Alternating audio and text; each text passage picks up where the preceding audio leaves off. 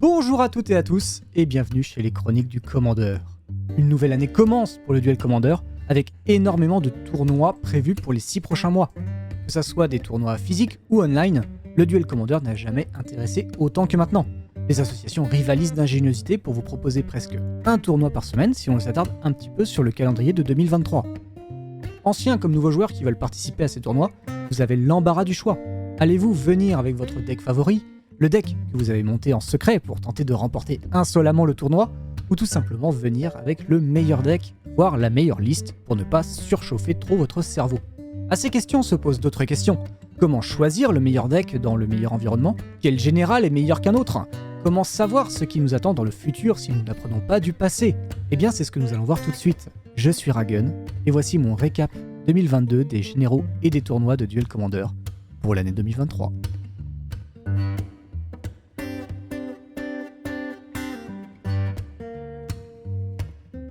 La période des fêtes est finie, mais il n'est jamais trop tard pour offrir des cadeaux. Et si vous voulez faire plaisir à un vétéran du Duel Commander, offrez-lui des chiffres. Plein de chiffres. Combien de joueurs sur un tournoi? Quels généraux ont été joués? Les lots? Le prix d'entrée? La distance entre les toilettes et la buvette? Bref, tout et n'importe quoi intéresse un joueur de Duel Commander tant que le tournoi est en 20 points de vie, que votre deck ressemble à une tour d'empilage et que vous pouvez jouer vos vieilles cartes. Mais attention, pas question de jouer de Sol Ring. Oui, le joueur de Duel Commander est plein de surprises, mais nous nous égarons un petit peu et revenons à la question des chiffres. Ici, on va surtout se concentrer sur les généraux qui occupent une place assez importante en Duel Commander, car rares sont les decks qui ne les jouent que pour leur identité de couleur. On va le voir, mais jouer un général influence grandement la construction de votre jeu et énormément votre stratégie. Vous pouvez d'ailleurs, rien qu'en regardant le général de votre adversaire, savoir ce qu'il va jouer. Si tant est que le général vous parle un petit peu, car il existe des centaines de créatures légendaires dans Magic, et rien qu'en Duel Commander, vous pouvez en jouer un bon paquet. Fun fact, pour 2022, Wizard a édité 425 nouveaux commandants. Et je ne parle même pas des réimpressions là, je parle bien de nouveaux généraux pour le Commander.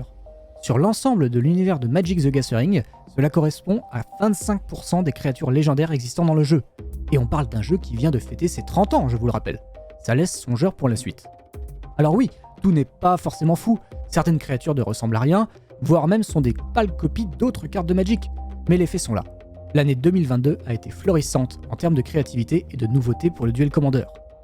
Je remercie par avance OneSoak, joueur de Duel Commander et féru de chiffres, qui m'a fourni les éléments pour cette vidéo. Vous retrouverez une grande partie de ces chiffres sur internet ou sur les différents Discord des associations proposant des tournois de Duel Commander.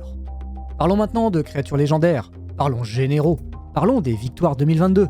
Vous avez devant vos yeux le top 10 des généraux les plus joués au cours de l'année précédente et qui ont réussi à atteindre un top 8 dans un tournoi, que ça soit en France ou ailleurs dans le monde.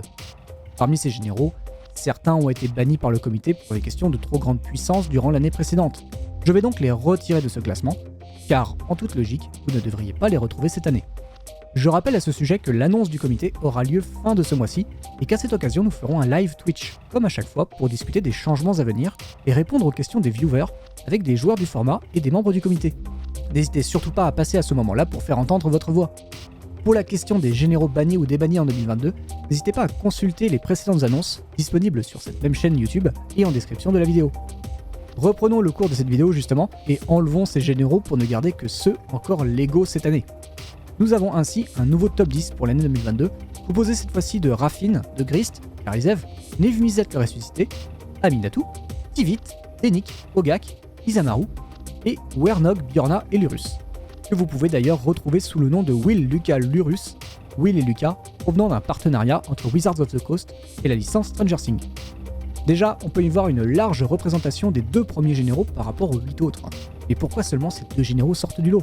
La durée d'existence de ces commandants ne joue en rien, car Raffine et Grist sont sortis en 2022 et 2021 respectivement, alors que Karizev ou même Aminatou sont sortis bien avant. La question du budget de ces decks ne joue pas en leur faveur non plus. Avec un Raffine tricolore et un Grist bicolore, le budget moyen de ces decks tourne autour des 1500 €, suivant les listes des top 8. Là où un Isamaru par exemple, qui est mono blanc, tourne plutôt autour des 600 €, soit presque 2 fois moins cher et potentiellement tout aussi fort suivant ce que vous allez affronter. La stratégie peut-être. Ah, là on retrouve une similitude, car les deux jeux sont mid-range et peuvent faire la course sur le moyen comme sur le long terme en proposant une large boîte à outils de créatures et de sorts triés sur le volet pour répondre à un maximum de problèmes. Là où un Karizev par exemple va chercher à tuer le plus rapidement possible, soit par des créatures agressives ou soit par des sorts, Et à l'inverse, un Yves Misette, qu'il soit tempo ou contrôle, va se concentrer à affaiblir votre adversaire pour avoir ainsi le champ libre de jouer votre général et récupérer ainsi un maximum de cartes dans votre main à son arrivée en jeu. La difficulté de maîtrise, de choix et de connaissance de ces decks n'est pas du tout la même, et c'est la force des créatures jouées dans les decks de Raffine et de Grist qui permettent de mettre une pression constante à tout moment de la partie pour aller là où les jeux sont les meilleurs. La popularité joue énormément également. Là où un Aminatou, un Tivit ou un Dénic vont être un petit peu moins connus car on parle moins souvent de ces jeux, la popularité des decks et des pilotes de Raffine et de Grist, ajoutée à une constante discussion pendant les annonces du comité, sur la question de les voir bannir du format, ont permis à ces derniers d'être joués plus activement que les autres. Raffine est d'ailleurs joué activement par PL de la chaîne Val et PL, qui n'hésite pas à parler de ces tournois et de l'évolution constante qu'il porte au deck, rendant le général très populaire auprès de sa communauté. Les cartes ont sans doute leur importance également, avec la capacité parade 1 de Raffine et le type Planeswalker de Grist, ces deux généraux possèdent une excellente résistance naturelle à beaucoup de choses du format, que ce soit les sorts de gestion ou la plupart des créatures jouées en Duel Commander.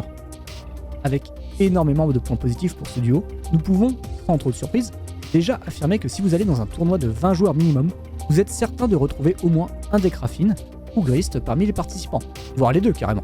Les autres généraux du top 10 seront également présents, n'en doutez surtout pas. Mais vous avez une chance non négligeable de retrouver davantage les decks monocolores tels que Karizev ou Isamaru, pas forcément pour leur puissance brute, mais pour le côté attractif du prix des decks, largement inférieur à un deck bicolore qui doit compter sur des fetch et des bilands pour être le plus stable possible sur les 5 à 9 rondes que composent les tournois. Avant de passer à des statistiques plus poussées sur l'année 2022, je vous invite à vous abonner à la chaîne et à activer la cloche si ce n'est pas déjà fait, cela nous aide énormément. N'hésitez pas non plus à lâcher le pouce bleu et à partager la vidéo si elle vous plaît. Et bien sûr, vous pouvez nous suivre sur les réseaux sociaux Facebook et Twitter, ou encore nous rejoindre le Discord pour discuter avec nous. Je rappelle également que sur cette chaîne, vous pouvez retrouver un grand nombre de deck tech pour le Duel Commander. Vous avez ainsi les moyens à votre disposition pour comprendre comment jouer ou affronter un Raffine, un Grist, Niv Mizzet et bien d'autres decks du format. D'autres decks bien sûr verront le jour sur la chaîne, n'hésitez pas en commentaire à proposer des généraux si jamais vous pensez qu'ils méritent d'être sur cette chaîne. Le nombre fait la force, c'est sûr, mais pas forcément la réalité. Il est logique qu'avec 57 Raffines se plaçant dans un top 8, certains vont gagner et d'autres non.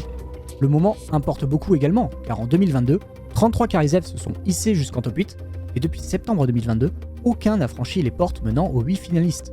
Yoshimaru, qui était interdit de tournoi jusqu'à juin dernier, se retrouve même dans le top 10 des généraux les plus joués sur ces 6 derniers mois avec 33 listes.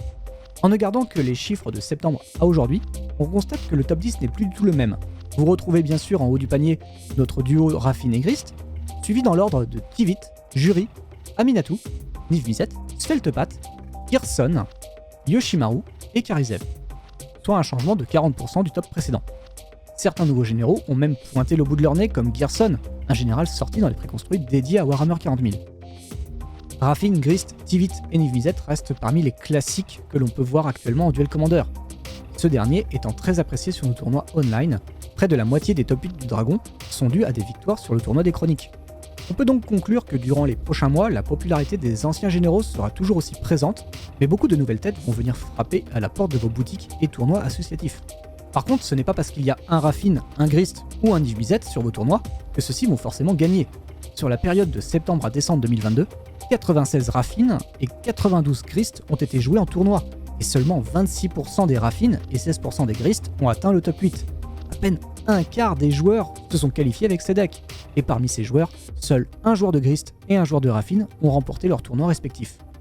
Niv Mizzet, à contrario, propose un taux de top 8 de 32% sur les 6 derniers mois, ce qui est déjà plus engageant. Yoshimaru et l'âme de Vent des Vertus sont les grands gagnants des taux de réussite, en présentant un pourcentage de top 8 de 33%. La nouveauté de ce dernier y est sans doute pour quelque chose, car malgré un nombre impressionnant de top 8 pour un nouveau général, aucun de ces decks n'a gagné un tournoi pour le moment.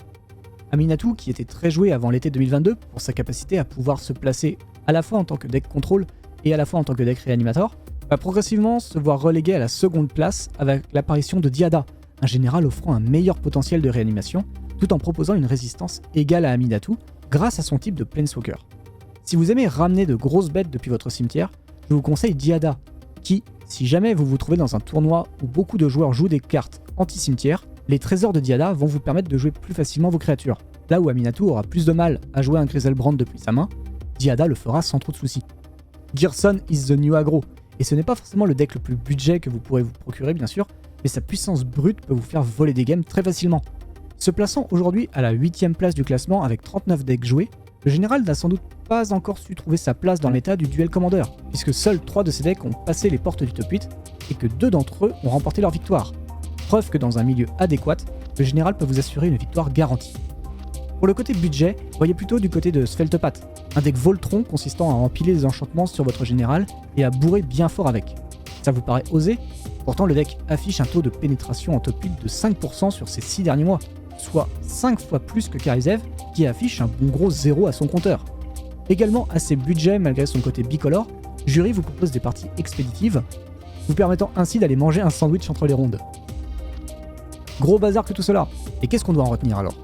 Eh bien, si jamais vous vous pointez sur un tournoi, il y a de fortes chances que vous retrouviez les 10 généraux que sont Raffine, Grist, Tivit, Jury, Aminatou, Nivizet, Sveltepath, Gerson, Yoshimaru et Karizev, voire même Isamaru, Denik, Ogak et Wernog, Bjorna et Lurus, en plus d'une foule d'autres généraux que je n'ai pas cités. Sans faire de jugement, si vous avez un taux de victoire positif contre la plupart de ces decks, vous ne devriez pas avoir trop de soucis contre les decks un petit peu borderline du format.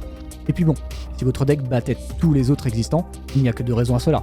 Soit vous êtes un génie pour avoir trouvé le bon outsider, soit vous n'avez pas regardé la banlist Duel Commander dernièrement et vous êtes venu avec un Minskebu héros éternel.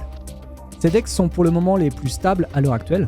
Leur nombre et la quantité de joueurs les jouant vous permettent ainsi de piocher dans des listes déjà existantes sans trop vous poser de questions, vous garantissant de beaux résultats à coup sûr, mais n'oubliez pas de jouer un petit peu avant de venir sur vos tournois. Il est quand même préférable de savoir ce qu'on joue en arrivant sur ce genre d'événement. Si jamais vous visez la performance, que les decks peu connus ne vous font pas peur, que vous aimez jouer la surprise en tournoi, d'autres généraux vont mieux vous convenir. Je peux vous citer Ertai, l'âme de Vent des Vertus, Jitrog, Diada, Elminster, Proche, le vieux Brindo Tactile, Jeska, ou même Kinan, qui fait toujours de belles performances. Combo, contrôle ou aggro, peu importe votre style de jeu, le format est pour le moment équilibré, et chaque catégorie perf régulièrement. Privilégiez la stratégie qui vous convient le mieux, car en ce début d'année 2023, aucun général ne surpasse un autre, et c'est la maîtrise de votre deck et de votre affinité pour celui-ci qui vous permettra de grimper en haut du classement. Sur ce, je m'en vais sliver un nouveau deck pour les prochains tournois.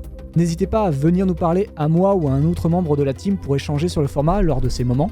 N'hésitez pas également en commentaire de la vidéo à nous dire si vous souhaitez voir d'autres récapitulatifs de ce genre. Je vous souhaite en tout cas bon courage et bonne chance pour vos tournois à venir, et je vous dis à très bientôt chez les Chroniques du Commandeur. Bye bye à tous.